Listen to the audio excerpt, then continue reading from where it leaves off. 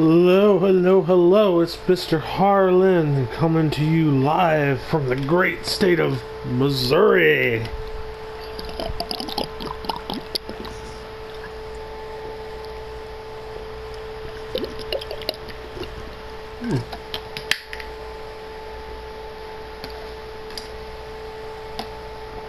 By the way, this video is brought to you by water. Just water. Drink that water, people, because it's still going to be hot out until fall comes. Anyways, I like how there's just random snow here. Someday it's going to disappear and it's going to be whatever. Oh well.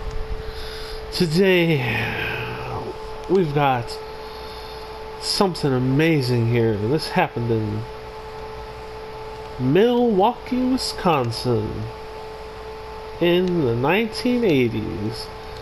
They were known as the 414, the 414 hackers, or the 414s, not the motorcycle group, but they were a group of computer hackers from Milwaukee who broke into dozens of high-profile computer systems, including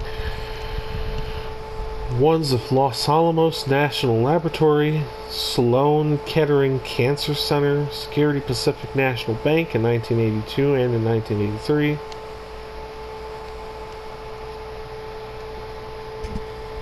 And no, they are not affiliated with the biker gang based out of Milwaukee, Wisconsin. They were eventually identified as 6 teenagers, taking their name after the IBM-sponsored Explorer post in their hometown of Milwaukee, Wisconsin, which used the telephone area code 414. They ranged in age from 16 to 22 years old, and many met in an Explorer Scout program sponsored by IBM.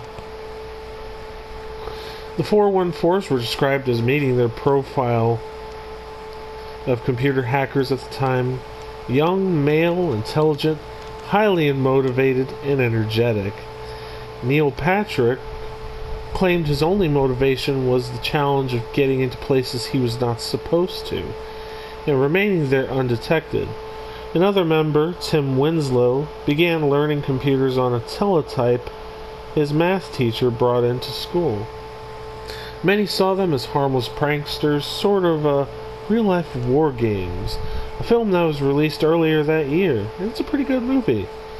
The 414s themselves were not entirely harmless, doing $1,500 worth of damage at Sloan Kettering during their June 3rd, 1983 break-in by accidentally deleting billing records. Wow. Patrick and the 414s did not cause... Well, they did cause real concern. What the hell? They did cause real concern as experts realized that others would duplicate their techniques and do real damage. The systems they broke into were exclusively running Digital Equipment Corporation's DECs, VMS, and RSTSE operating systems. They used inexpensive personal computers, analog modems, and simple hacking techniques such as using common or default passwords published in DEC's manufacturer guides to log into various timeshare systems. The 414s explored a lack of administrative oversight and password care for systems. Among these reporting unusual hacking activities was Chen Choi, an administrator who discovered an electronic break-in, left a message for the intruders, and contacted the FBI, who placed wiretaps and eventually traced the calls back to Milwaukee. Gerald Wandra, 22 at the time, was the first visited by the FBI. Wandra lived with his mother in West Allies, a Milwaukee suburb. Wandra said he was curious, he was just having fun. The FBI investigation. The 414s were investigated and identified by the FBI in 1983, which included installing data capture equipment on their phone lines. Winslow, 20, Wandra, 21, and Patrick, who was 17, who was 17, were all visited by FBI agents. Most of the members of the 414s were not prosecuted, and various agreements stopped their activities and pay restitution.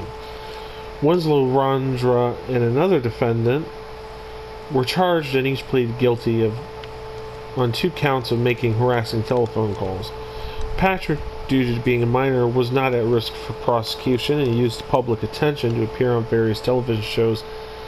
A Freedom of Information Act request made to the FBI on November 8, 2020 returned as no responsive documents. Media. There's always media coverage. There was widespread media coverage of them at the time, and 17-year-old Neil Patrick, a student at Rufus King High School, emerged as their spokesman and an instant celebrity during the brief frenzy of interest, which included Patrick appearing on CBS Morning News, The Phil Donahue Show in 1983, and appeared on a September 5th, 1983 cover of Newsweek. During an appearance on NBC's The Today Show, he was asked if he had regrets, to which he replied in hindsight, "I really wish that accessing those systems just wasn't so easy." As a result of news coverage, Congressman Dan Glickman called for an investigation and new laws about computer hacking. Neil Patrick testified before the U.S. House of Representatives on September 26, 1983, about the dangers of computer hacking, and 6 bills concerning computer crime were introduced in the House that year. A documentary called The 414s, The Original Teenage Hackers, premiered in competition at the Sundance Film Festival and was picked up by distribution by CNN. The film features present-day interviews with some of the original 414ers as they reflect on the original days of hacking and the media attention that followed. Popular culture. Well, of course there's always popular culture. The AMC television show Halt and Catch Fire features the Newsweek cover of the story of the incident, which correctly displays 414 hacker Neil Patrick, and in a subsequent episode called The 214s, a Dallas area code where the show is set, a plot point includes a character attempting to recreate the break-in. Now, wasn't that just nice?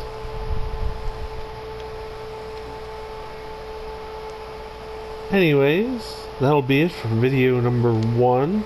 If you liked today's video, feel free to like and subscribe, share with family and friends, and leave a comment in the comments section down below as to what you would like to see next when it comes to content.